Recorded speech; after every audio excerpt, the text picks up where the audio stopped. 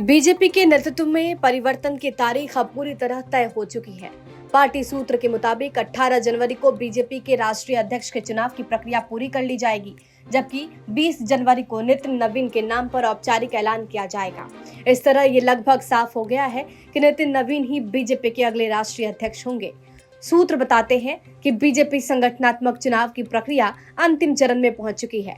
18 जनवरी को नामांकन और चुनाव की औपचारिकताएं पूरी होंगी, जिसके बाद 20 जनवरी को पार्टी के मुख्य चुनाव अधिकारी की ओर से नितिन नवीन को राष्ट्रीय अध्यक्ष घोषित किया जाएगा। चूंकि वे एकमात्र उम्मीदवार के तौर पर नामांकन दाखिल करने वाले हैं, इसलिए उनका चुनाव निर्विरोध माना जा रहा है।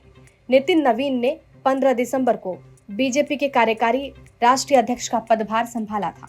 तभी से पार्टी के भीतर संकेत मिलने लगे थे कि उन्हें अस्थायी राष्ट्रीय अध्यक्ष की जिम्मेदारी सौंपी जा सकती है। इससे पहले 2020 में जेपी नड्डा के साथ भी यही प्रक्रिया अपनाई गई थी। पहले कार्यकारी अध्यक्ष और फिर अस्थायी अध्यक्ष।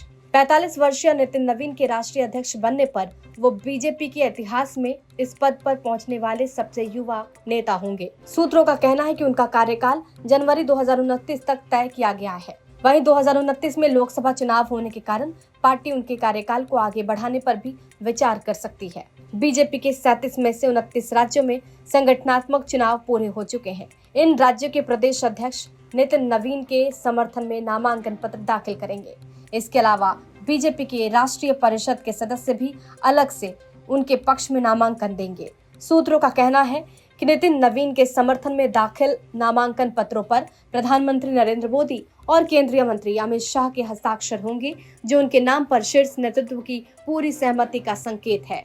राष्ट्रीय अध्यक्ष के ऐलान के मौके पर बीजेपी शासित राज्यों के सभी मुख्यमंत्री और प्रदेश अध्यक्षों को दिल्ली में मौजूद रहने के निर्देश दिए गए हैं। 20 जनवरी को होने वाला ऐलान पार्टी के लिए एक बड़ा संगठनात्मक कार्यक्रम होगा। नितिन नवीन फिलहाल बिहार सरकार में मंत्री हैं और 2010 से पटना की बांकीपुर विधानसभा सीट से लगातार विधायक हैं। 14 दिसंबर को उन्हें बीजेपी का राष्ट्रीय कार्यकारी अध्यक्ष बनाया गया था। अब महज एक महीने के भीतर उन्हें पार्टी की सर्वोच्च संगठनात्मक जिम्मेदारी सौंपे जाने की तैयारी है। बीजेपी ने 2020 में जेपी नड्डा को राष्ट्रीय अध्यक्ष बनाया था। 2024 में उनका कार्यकाल पूरा हो गया था, लेकिन एक्सटेंशन पर थे। अब पार्टी एक बार फिर नई पीढ़ी के नेता को संगठन की कमान सौंपने जा रही है। ब्यूरो रिपोर्ट, बिहार तक।